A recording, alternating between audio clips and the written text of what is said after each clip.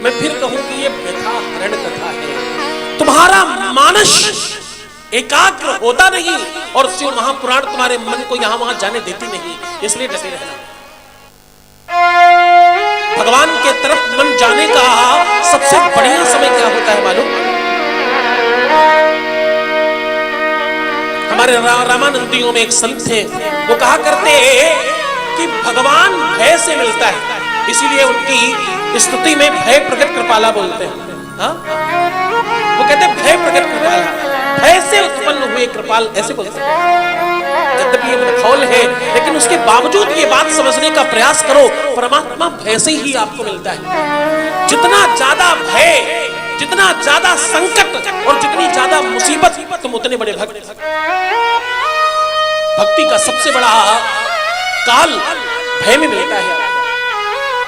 जब तुम भयभीत होते हो, जब तुम परेशान होते हो, तो भगवान को ज्यादा याद करते हो। उदाहरण बताऊं, जब तुम चलते चलते तुम्हें ठोकर लग जाए तो तुम्हारे मुंह से क्या निकलता है? ओह माय गॉड, हे भगवान, पैर टूट गया क्या?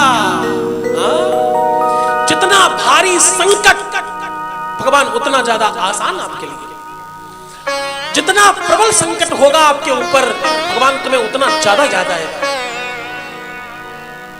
अन्यथा धूप बत्ती, अगरबत्ती, रोली, चंदन, अक्षत, अष्टगंध, तमाम औषधियां, तमाम व्यवस्थाएं करने के बाद भी मन भागता रहता है। अच्छा गाड़ी है, ये उठ के जा रही है, बड़ी अच्छी बात। ये क्या हो रहा है? बहुत बढ़िया, बहुत अच्छा चल रहा है। ये क्या हो रहा है? ये हमारी प्रवृत्ति है। तमाम व्यवस्थाओं के बाद भी मन एकाग्र नहीं हो पाता। और कोई संकट हो तो मन हिलता ही नहीं है, एकाग्र चित्त हो जाते हो तुम उस समय तुमसे बड़ा भक्त होता है। मैं मंदिर सजवाऊंगा, मैं मंदिर आऊंगा, मैं प्रसाद चढ़ाऊंगा, मैं भोजन करवाऊंगा, मैं भंडारे कराऊंगा, बस ये मुसीबत से मुक्ति दिलाऊंगा। करते हो ना? ये संकट भारी आया तो भगवान को याद करो। याद कराना नहीं पड़ता, उसके लिए वेद पुराण बताने नहीं पड़ते, आप सब याद कर लेते हो अपने आप और सब हो जाता है।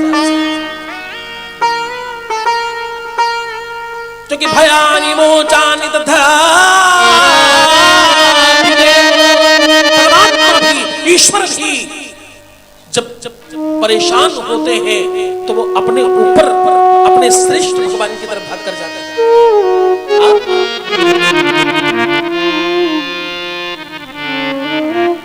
वेद कहता है विभ्राट बृहत् प्रबोधितो सामम माध्यायाः।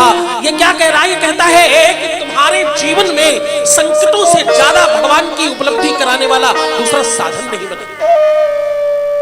तो आज देवराज के जीवन में सबसे भारी संकट है। क्यों? क्योंकि वो बहुत बीमार है, खूब बुखार से तप रहा है और उसको ये मालूम पड़ गया कि अब मेरा बचना मुश्किल है। एक बात कहूं, मृत्यु दिख जाती है उस समय सारे कर्म याद आ जाते हैं। एक बार जिसको मृत्यु दिखाई पड़ जाए उससे अच्छा कोई इंसान हो नहीं सकता, कितना ही बिगड़ा हुआ व्यक्ति हो।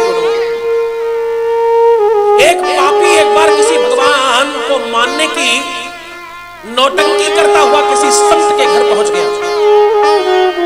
संत के यहां पहुंचा और बोला, गुरुदेव कुछ कृपा करो, मैं ऐसा चाहता हूं कुछ ऐसी कृपा आप कर दो कि मैं सुधर जाऊं रातों रात, क्योंकि मुझे पेशेंस नहीं है, धैर्य नहीं है मेरे में, मुझे सुधार दो। संत ने कहा, देखो ऐसा तो नहीं हो सकता, ये तात्कालिक व्यवस्था आध्यात्म में होती नहीं है, लेकिन मैं एक बात आपको बता सकता हूं, देखो तुम सुधरो या नहीं सुधरो, पर तुम्हारा जीवन बेटा 5 दिन का बचा है, तुम 5 दिन के बाद मर जाओगे। तो अब क्या तुम्हें सुधारो, क्या प्रयास करो, तुम्हारे जीवन में 5 ही दिन बचे, तुम 5 दिन बाद मर जाओगे। तो तुम जाओ आनंद करो 5 दिन और 5 दिन के बाद तुम मर जाओगे। वो पापी जरूर था, पर वो महात्मा जी की शक्ति जानता था कि ये झूठ नहीं बोलते। अगर इन्होंने कहा है 5 दिन में तो मर जाऊंगा 5 दिन में, अब वो वापस आया। आश्रम में जब वो प्रवेश कर रहा था तो उसकी चाल अलग थी, अब जब वो आश्रम से निकल रहा है तो चाल अलग है। अब शीश झुका हुआ है। तो बोले आईदा नहीं प्रीतियां नहीं, यज्ञों की सुगंध आए रही है, जीवन का पक्षी उड़ जाएगा, ऐसी पीड़ा छा रही। अब ऐसा लगने लगा कि मैं 5 दिन बाद मर जाऊंगा।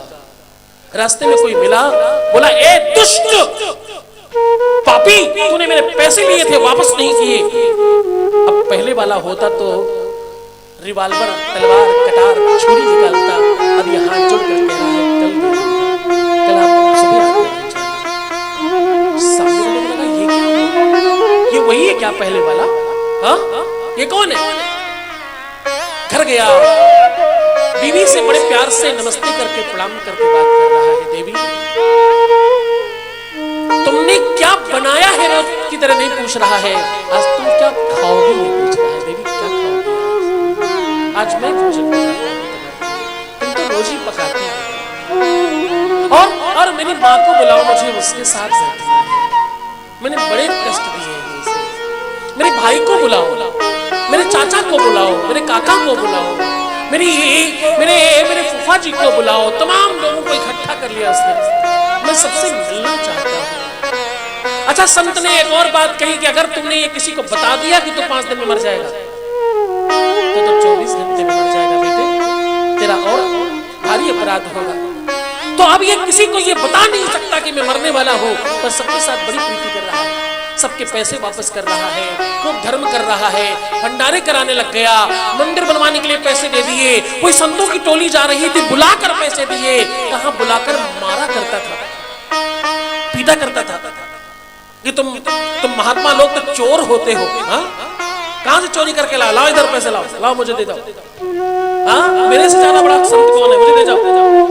आज वही कह रहा है कि महात्मा कुछ थोड़ा सा द्रव्य लेते जाओ, अपने भोजन की व्यवस्था कर लेना, कहीं आप भजन करें तो मेरी तरफ से प्रबंध रखना, मैं आपको धन पहुंचाऊंगा।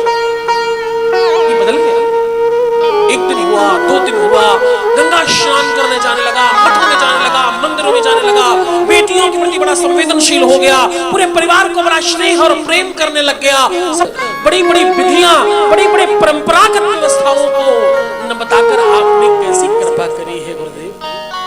बाहरी संत, बाहरी कृपा निधान, पूरी दुनिया को छोड़कर बैठे हो, उसके बावजूद कितनी कृपा करना है तुम्हारे।